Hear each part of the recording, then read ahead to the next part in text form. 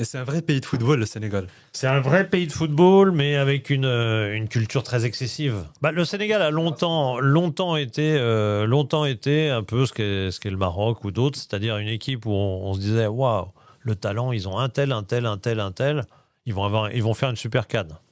Rien. Que dalle. C'est-à-dire qu'on est toujours dans l'excès. Ce que je disais tout à l'heure, c'est ah oui, mais là, on est les meilleurs d'Afrique, on va gagner, etc. Et puis de déception en déception, ils allaient de déception en déception.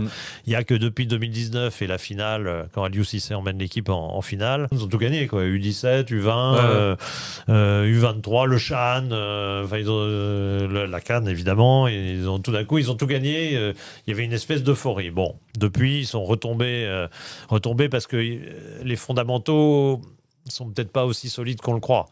Il y a eu beaucoup de très grands talents, mais ils sont de plus en plus formés en Europe, si on regarde bien l'effectif du Sénégal. J'avais été surpris par cette stat que j'avais faite, je ne sais plus, pour une émission. Il y avait plus de joueurs formés au pays en 2002 qu'en 2023, quand la CAN a été gagnée. 2021, pardon, quand la CAN a été gagnée.